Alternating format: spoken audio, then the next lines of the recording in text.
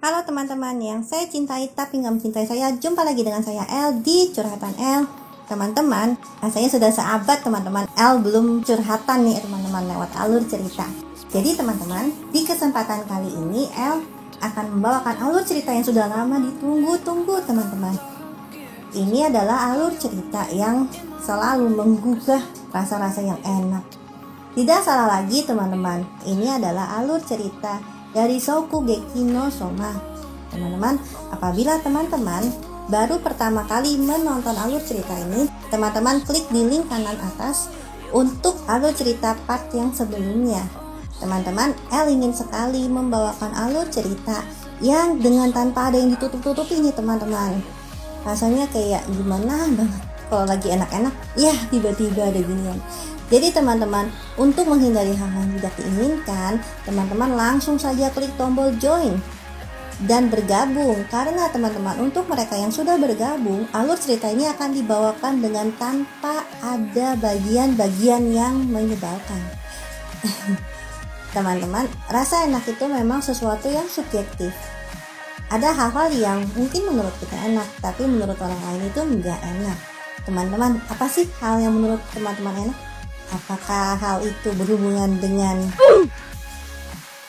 bahkan hal yang paling simpel sekalipun bisa menjadi sesuatu yang enak banget teman-teman, seperti makan.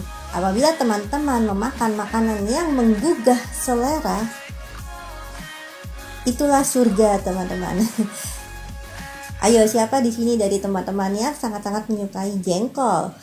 Teman-teman, jengkol itu sangat-sangat menggugah selera. Oke teman-teman, tanpa menunda-nunda lagi, langsung saja El lanjut ke alur ceritanya. Para siswa Totsuki sedang menanti-nantikan siapakah yang akan bergabung di Autumn Election atau pemilihan musim gugur. Para elit lah yang menentukan siapa saja yang ikut berpartisipasi dalam acara ini. Walaupun ayahnya Soma betul-betul menantikan detik-detik Soma memenangkan kursi di elit 10 sekolah Totsuki ini. Pengumuman para peserta election pun akhirnya tiba. Para peserta election akan dibagi dalam dua grup A dan grup B. Hanya yang terbaik dari masing-masing grup lah yang akan ikut dalam turnamen memasak. Autumn election ini adalah salah satu turnamen untuk pemilihan elit 10 Totsuki tentunya. Untuk babak awal, para peserta Autumn Election harus memasak masakan yang bertema kari. Soma pun tiba-tiba saja teringat akan pesan ayahnya tentang Shiomi. Dulu ayahnya suka menolong Shiomi, si pencinta kari ini. Dia bahkan mirip sekali dengan Megumi. Akhirnya tibalah Soma di tempat kediaman Shiomi yang mirip kapal pecah ini. Akhirnya di tempat inilah mereka mulai belajar tentang rempah-rempah kari, juga termasuk belajar tentang daun-daunan yang memiliki bau-bau khusus untuk menggugah selera lapar teman-teman semua. Akira adalah orang yang mempraktikkan teori Profesor Shiomi. Ia mengubah kata-kata yang ruwet seperti ini menjadi masakan yang luar biasa. Ia menunjukkan bagaimana keharuman masakan sangat mempengaruhi nilai masakan itu sendiri. Bahkan Akira tidak perlu melihat masakan yang sedang dimasak, karena dari baunya saja dia sudah tahu. Ada 40 jenis rempah-rempah untuk memasak kari, dan 20 diantaranya sangat populer digunakan sampai saat ini. Para peserta mempersiapkan hidangan kari yang lezat selama musim panas. Dan akhirnya, pemilihan musim gugur pun dimulai. Para peserta diberi waktu 3 jam untuk memasak. Dan hanya 4 peserta dari tiap grup yang akan memasuki babak final. Tentu saja ini sangat mendebarkan, apalagi teman-teman yang mengikuti turnamen ini salah satunya adalah Akira, si Raja Kari. Dengan teori dari Profesor Shiomi, Akira mampu menghidangkan berbagai macam hidangan kari yang dengan berbeda-beda. Berbeda cara masaknya, berbeda pula rasanya, dan berbeda pula keharumannya. Sungguh sulit teman-teman. Namun, di babak penyisihan ini, para peserta harus memasak secara bersamaan. Ini adalah Eizan, si ratu kari yang menjadi juri kali ini. Akara dengan resep kari rahasianya memang adalah lawan yang sangat tangguh. Namun jangan tenang dulu. Soma pun juga memiliki strategi untuk menghadapinya. Dan bahkan murid-murid lain, termasuk si kembar Aldini ini pun juga memiliki resep rahasia untuk memasak kari mereka. Walaupun Aldini adalah orang Italia yang di sana kari sangatlah tidak populer. Soma sangat percaya diri dengan nasi buatannya yang dicampur rempah-rempah. Akira mengetahui bahan-bahan apa saja yang dipakai Soma melalui aroma nasi buatan Soma yang mirip risotto. Sementara itu di Aula B, nampak Megumi yang sedang mempersiapkan ikan lobfius yang besar. Ryoko yang sebelumnya meremehkan Megumi, ia pun sampai takut. Megumi mengingat saat dia belajar memotong ikan pada waktu kecil. Meskipun ia selalu gagal, namun karena semangatnya yang sangat besar, ia mampu menaklukkan ikan itu. Kembali ke Megumi dewasa, ia pun mulai menyayat ikan lobfius yang besar itu. Sungguh tak disangka Megumi mampu memotong ikan itu sendiri dengan rapi.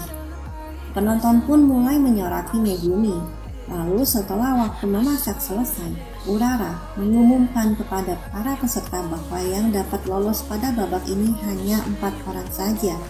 Satu demi satu peserta telah tereliminasi karena penilaian para juri yang bisa dibilang pelit.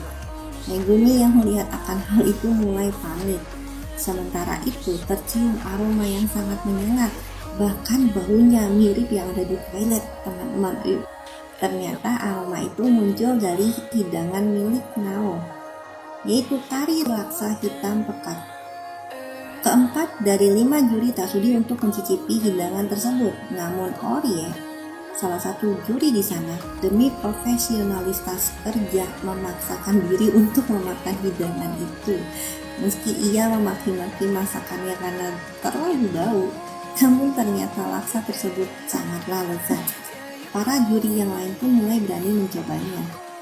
Makanan bau namun lezat ini bagaikan kita terikat dalam kepanasan. Nilai yang tinggi pun diberikan oleh para juri untuk makanan bau ini. Peserta selanjutnya adalah Hisako. Pada 2 tahun sebelumnya, Nao menantang Hisako untuk Shokugeki, dan yang menang akan menjadi sekretaris Erina. Namun Nao kalah. Nao sangat berharap ia menang kali ini. Dengan kari laksa hitamnya bagaikan ramuan penyihir yang sangat-sangat kuat, teman-teman. Ini adalah ramuan cinta. Cinta Nao kepada Erina. Ia memang sangat terobsesi dengan Erina. Bahkan ia pun ingin Erina mencicipi dan memaki-maki hidangannya. Wah, masokis banget nih teman-teman. Hisako menghidangkan sup kari dengan daging domba.